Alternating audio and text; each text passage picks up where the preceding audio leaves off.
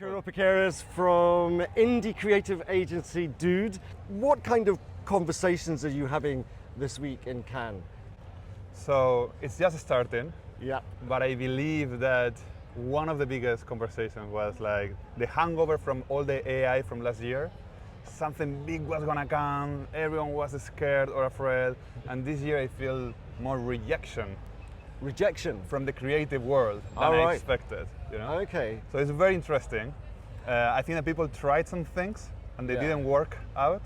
Yeah. And who is very interested in it is more the business side, but from the creatives, what I see is more interest in craft, in human craft. Right. So that's very interesting. I was not expecting that. So does that mean that we're now on a trend curve back to human creativity? I think so. We've got AI in the background. It's not going to go away. It's not going to go away, but I believe that creatives who really want to do something excellent are gonna prove that their campaign was human-made. For Yeah. example, that amazing campaign from I Love Any Coinbase. Right. You know, the behind the scenes was more. I think I don't know. I don't have the numbers, but it was really, has more views than the original film, or has as many really? views as that, because people really want to see how things are made, and that things are humanly made.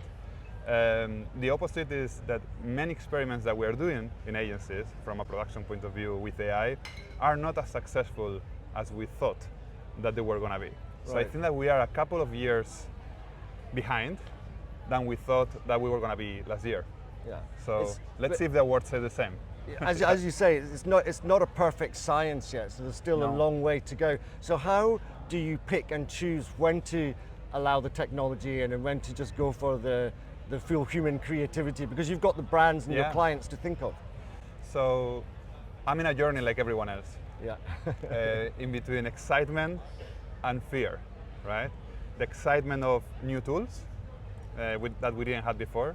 Copywriters can find new words and like that they didn't come up with. Art directors can produce work much faster than before, but I'm scared of the lack of quality, that the standardization of average Yeah. that AI will bring to the work. Yeah. So what I expect is that there's not gonna be AI work that will get awards this year in craft. Maybe we will see the word AI everywhere, from data angles, from a technological aspect of the campaign, but everything will feel very human. That's my feeling. That's what I think Right. will happen today. So just on that then, how do you and what are you doing to put measures in place, metrics in place to measure when it's working and when it hasn't? So I don't believe that we have them yet. Right, okay. I think that we are in an experimentation phase in which we are trying, and by trial and error, we're figuring out where do we stand.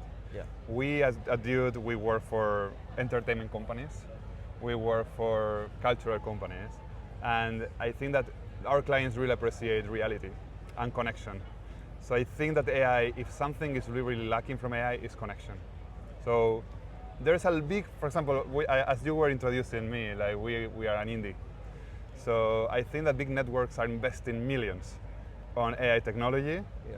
but it's not because they want a better campaign or Right. better quality. It's because they want lower cost. It's cost, yeah. It always comes down to cost, right? That is what they are looking for. That's what they are like after. Yeah. Small independent agencies like Dude, we can afford to jump in that a bit later than them. Yeah. Yeah. And what sort of conversations do you have with your big clients and your medium and small clients about what they're expecting from technology in terms of what AI can do versus your argument to say, well, we're going to go with the human on this one? Well, one conversation I had with a client lately was I still remember when the iPhone and the cameras in our phones came, and I was a junior by then, but I remember a conversation that the clients were saying, why should I pay for a photo shoot if Yeah. my son can take a picture of that? And I had the same conversation with a client. I told That's them, a great question. yeah, it's like, well, we still have great photographers. We still film in 35 millimeters. We Yeah. love that. We love how it feels. People love that. The texture We still- of the the film, texture. yeah. We still cast actors, and we spend so much time finding the right profile.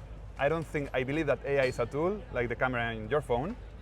We don't need to be too eager to use it at all times. And just finally, what are some of the other things you're noticing here at Cannes this week? As I said, it is early days. But so far, it is hard because we just had pharma yesterday, and today we're gonna see more things. But I'm a little bit. So Cannes is a great place to reconnect with people from the industry, to learn from other human beings that attend Cannes.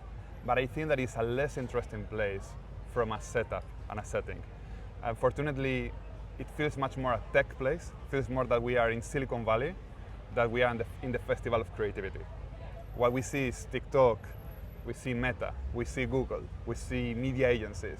I remember a while ago, well, maybe 8 years ago or something like that you went through the beach and you saw BBDO, you saw, like Ogilvy, McCann, all these great names, throwing events, and now they are the ones that are in the panels of TikTok, the ones that are giving talks inside the Google campus. So now who's leading the conversation? And I believe that who's leading the conversation is Silicon Valley, unfortunately. So the trend is not looking good from my side. But the good thing is it is an unmissable date and place to meet people that you work with in the past, potential future clients. Yeah. So I believe that that's the reason why it's still worth coming.